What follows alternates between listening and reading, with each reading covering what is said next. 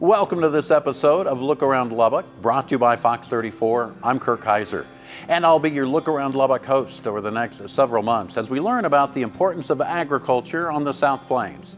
Whether it's picking apples and peaches right off the tree, going behind the scenes at a cattle ranch, visiting a dairy farm, or exploring award-winning wineries, Lubbock is known for its agriculture roots, growing cotton, wine grapes, corn, peanuts, and more. Many around the Lubbock area are familiar with the South Plains Food Bank. Not as many know that the food bank has their own farm. The farm's been here since 1989, and for 23 of those years, we've actually had a program, a youth leadership program that we also run out here. So it's a 5.5 acre functional farm. We grow produce throughout the year. We sell that produce through CSA shares that we'll start selling those in January, and that's where the community can come out and purchase produce for the year. They pick it up on a weekly basis. The farm provides young people in the area the opportunity to participate in the youth leadership program. We will have students volunteer throughout the year, throughout the school year, and then come summertime, we open that up for interviews for part-time positions, and then we have them work the farm and learn how to work the land. We also teach them life skills such as budgeting and how to balance a checkbook, even do things like oil changes. So just try to give them the skills that they need to prepare for a successful life. We'd love for them to go into agriculture, but that's not necessarily the purpose. They learn farming and gardening, but we teach them budgeting, interviewing, how to dress for success. So all the stuff that hopefully that they can leave here with those skills and knowledge to go out and do something with. The first thing that I would suggest is to come volunteer out here on a Saturday and just see what you think about it, see how you like it. If you like it and you want to get involved, keep coming. We do our interviews at the end of the school year and hire for those summer positions. We hire about 20 students every year. At the same time, if someone does show an interest in farming, they can learn that there are many different types of jobs available in the much broader world of agriculture. If it's in marketing and business and all the other aspects that go along with it, we try to teach some of those business skills and marketing by going to the farmers markets and doing different stuff other than just growing vegetables. We do have the orchard. I love the orchard. It's about 2,800 apple trees. I think we have 9 different varieties. And the really cool thing about the orchard is that most of those apples that we harvest off will go directly back into our food baskets and distributed to the community. So last year we harvested just over 100,000 pounds of apples. I'm not sure what that number is going to look like this year, but I expect that we'll still have some pretty good numbers and a lot of apples that will get distributed to the community through the orchard. And it's also a great volunteer opportunity out there for the community to come out and help us.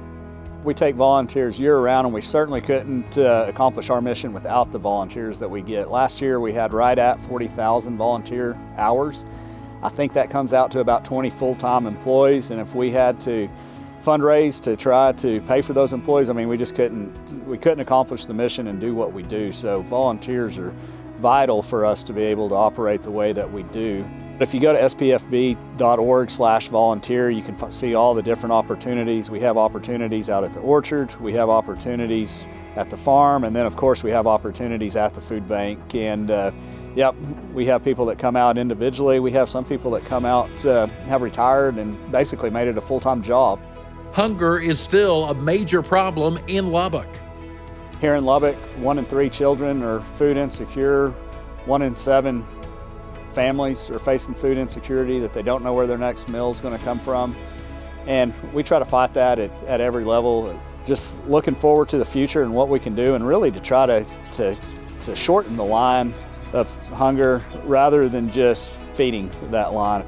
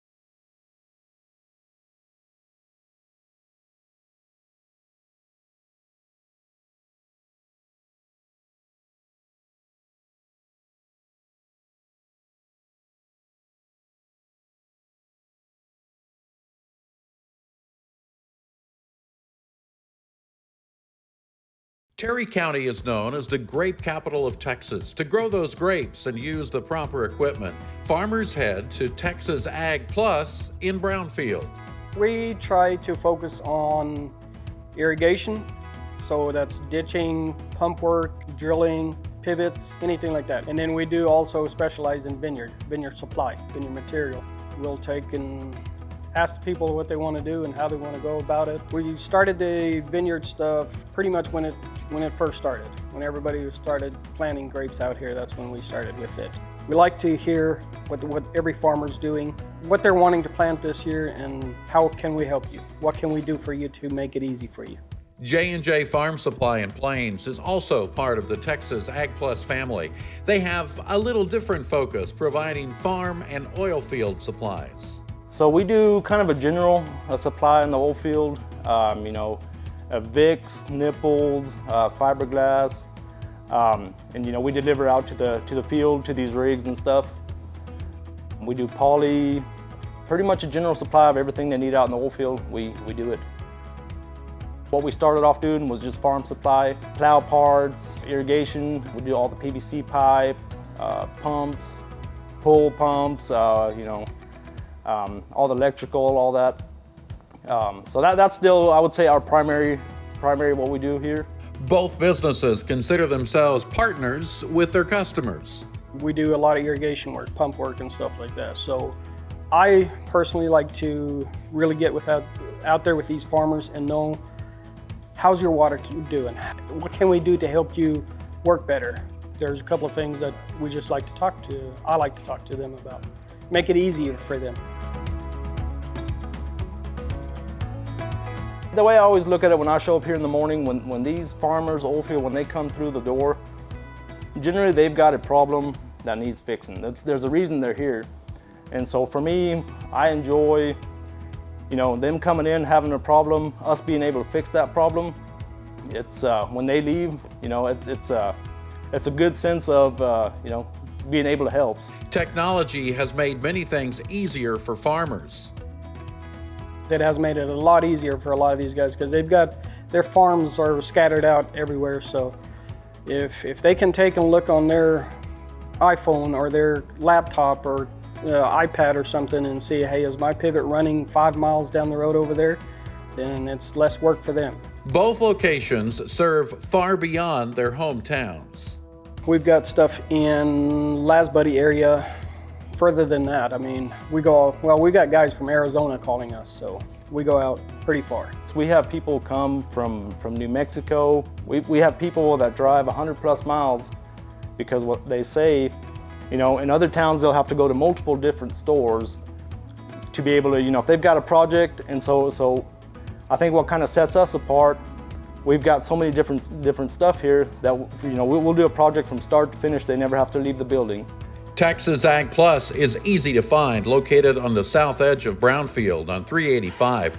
Here's how you find J&J Farm Supply. If you can find the only stoplight in Plains, if you'll go west about half a mile, you'll see us on the north side of the road.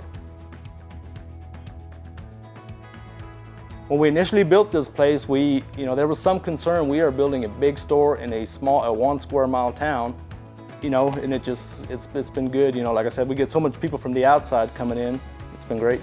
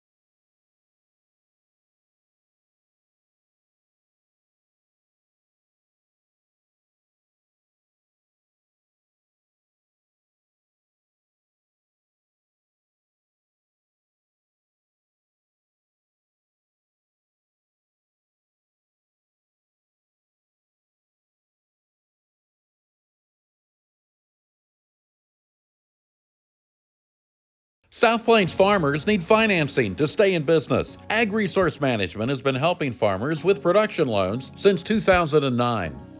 Since that time, we've added several different product lines, which would include real estate and equipment lending and leasing. Crop insurance is a big one.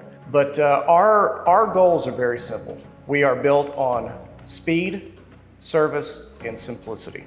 We really try to bring a lot of value and expertise to the table in terms of risk management. And quite frankly, you're going to have our full attention on you and your operation to where we can dig down, we can discover risks, we can help mitigate those risks. We'll be your biggest cheerleader, your biggest fan, because there is nothing better than watching somebody have that kind of success. A farmer's success depends in great part on the weather, and we all know in West Texas, weather is hard to predict. Our weather patterns, I think, here locally are changing. I think across a lot of the growing belt of the United States, they're changing, and that brings new opportunities, but it also brings unique challenges that we kind of have to rediscover and meet those challenges every single year. With that unpredictable weather in mind, one of the main services Ag Resource Management provides is the crop insurance safety net.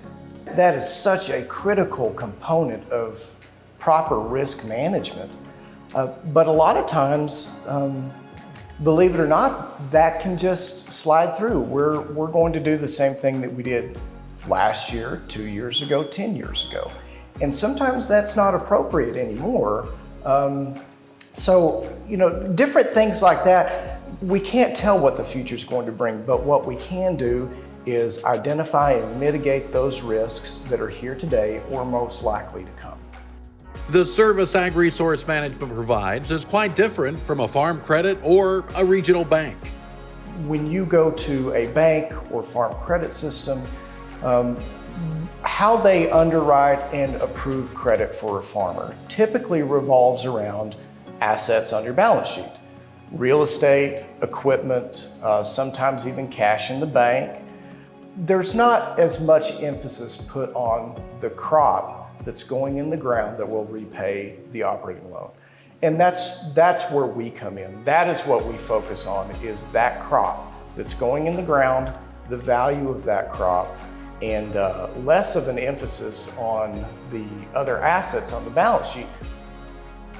We try to put ourselves in a position where we know that individual operation, we know the family members involved, we know every piece, so that we can form a plan and work with them, but then they can go out there and they can get it done. They can grow that crop, they can make those marketing decisions in concert with the financial foundation that we've built. Ag Resource Management has just moved into a brand new location at 8353 Upland. You're encouraged to pay them a visit. Whatever that service is that I can provide to my neighbor, a lot of times they are our neighbors. Whatever service that I can provide, I feel like it's a calling. Come by if you can. The new location on Upland Avenue. You can certainly call us, 806-589-1987. So either of those, you're going to get us and you'll get an answer, and you'll get an answer fast.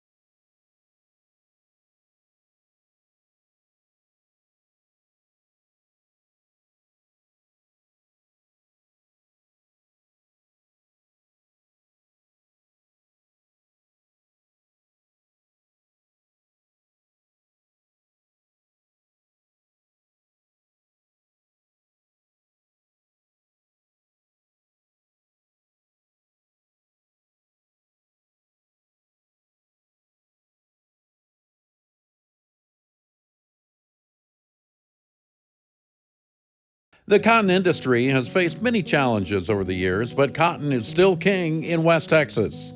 This is the largest concentration of cotton in the U.S. here within 100 miles of Lubbock. And, it's just, we have people come in from outside the state, and they're just amazed at how much cotton we do have.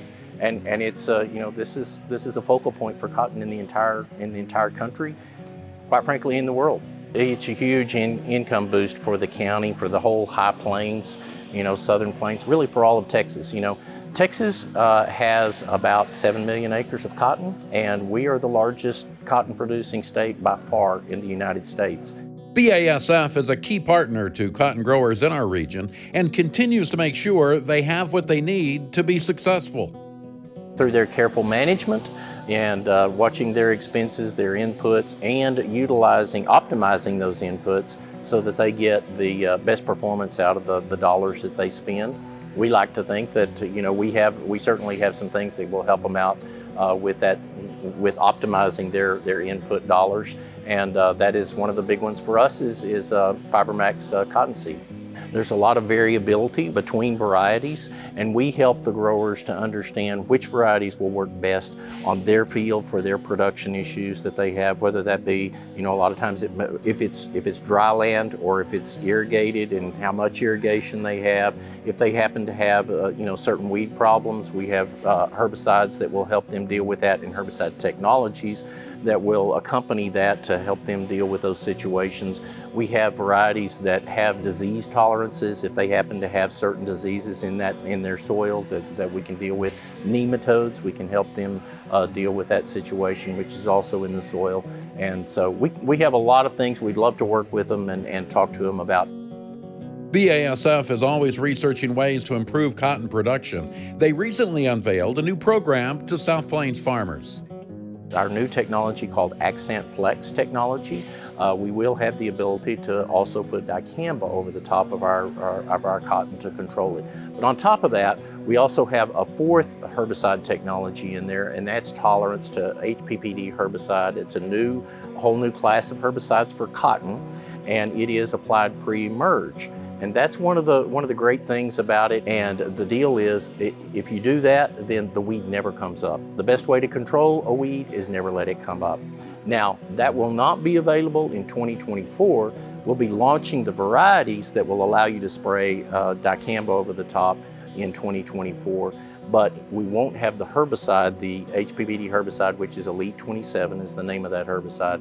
We won't have that available to use. It won't be labeled for use in 2024. We anticipate being able to spray that in 2025.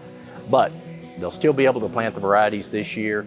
We want to make sure that you get the variety that fits on your field. And we want to make sure that you don't put a variety on there that's not going to work. A lot of growers know us, and so we welcome them to call us anytime and reach out and just ask, and we'll be happy to sit down with them and talk to them about what we can do to help them. Ultimately, we want to be able to get to a point to where we can say, okay, this is what your future looks like, or what the weather forecast looks like. This is the status of things today, and this variety would probably be your best choice given our specific circumstances right now. That's a ways off, but we want to go there.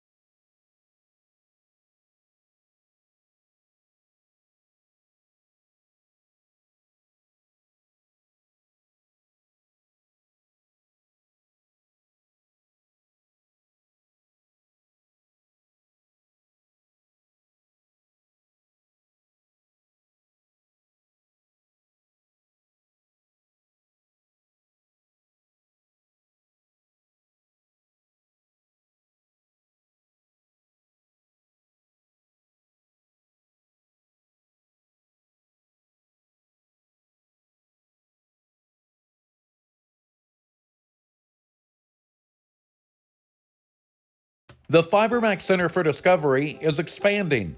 A new edition will continue their theme of heritage education and innovation.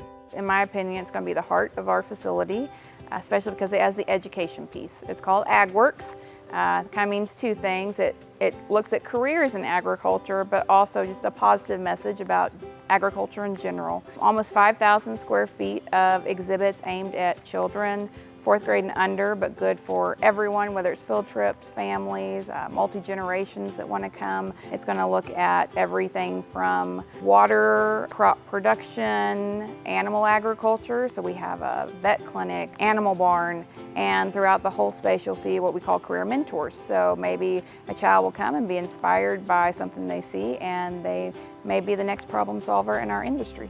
It's about education, it's about preserving our past, but also keeping the conversation going between our rural audience, our producers, our farmers and ranchers, and their consumers. It's important that we all understand each other and we support each other, especially in an area like this where agriculture is still the backbone of our economy. We are getting to move a Goodman gin that's been sitting at the Tech campus since 1977, hasn't been on display to the public. It's nearly a 150-year-old cotton gin building, originally out of Tyler. And the projects just happened to come together. We'd been working on both separately, trying to fund them, and now we're putting them both in the same new wing, and that's going to be the centerpiece of this new Cotton Heritage Center. You'll actually get to walk through it, see the cotton gin, understand how cotton was gin nearly 150 years ago. Even though they see cotton all down the roadside as they drive, they don't necessarily make the connection that that's what their t-shirt's made of. Or there's a person behind that, a farmer, there's a truck driver that got it to the market, there is a ginner that helped process that cotton. There's so many different jobs and people involved in something as simple as a t-shirt, and we want them to not only understand that, but hopefully appreciate it. When cotton has a good year, everyone profits.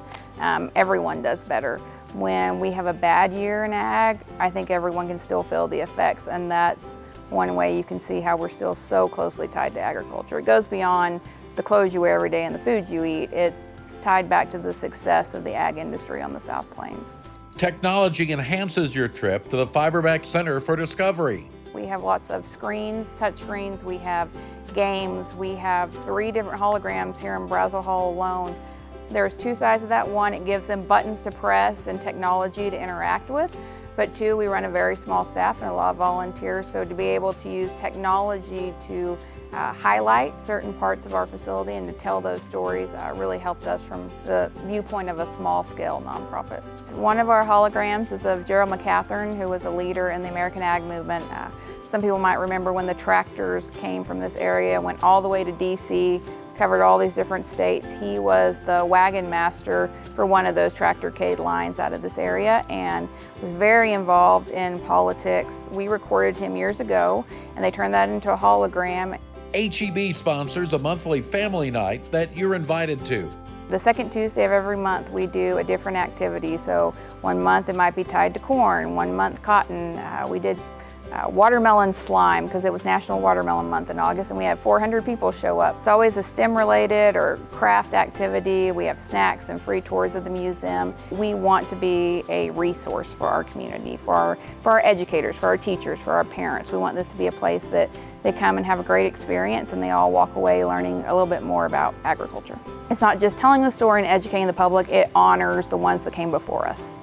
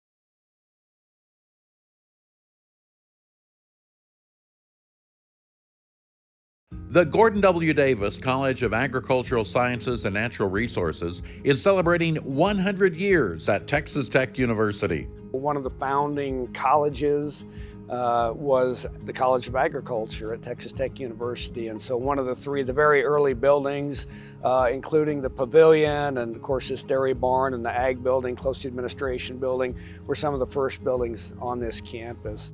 The college was renamed in 2022 following a $44 million donation by Gordon and Joyce Davis, the single largest philanthropic donation to Texas Tech. Gordon was one of the meat scientists hired that really got us thinking about excellence, and his favorite line is, "It's okay to win," and I use that frequently. But wanting our students here that are just naturally gritty, passionate, very high achieving and performing, and they do all that and yet still have this strong degree of humility is just very rare. The college is growing, which is great. We're bringing more students in, but we need to make sure that we sustain that personal touch with those students, that relationship building, so that they know that this is home, that this is family, and that even after they graduate here, we're going to continue to support and care for them into the future. The Texas Tech meat judging team has had incredible success, winning 15 national championships. College-wide, we've had 114 national championships. And we've ebbed and flowed, right? So there was a time in the 50s and 60s when crop science judging was just dominating for about a 20-year stretch. And then meat science, again, Gordon really started that. He came and he coached. He taught meat science and he coached, brought that winning attitude, told our students and influenced our students and gave them confidence that yes, we can compete with Texas A&M and other prominent schools around the country. And they believed that, and they've done very well. The agricultural landscape is ever changing. Davis College is prepared for those changes. Less than 2% of the population is directly involved now in production agriculture, on farm and ranches. That's closer to 1.5%. So we really have to share opportunities with students that we're attracting from urban areas. And I say this often because I grew up with cows, plows, and sows, and I happen to love cows, plows, and sows, but it's so much more than just the production side. The technologies, the drones, the global positioning, there's just so much technology engaged in agriculture now. It's just a great time to enter the agricultural field.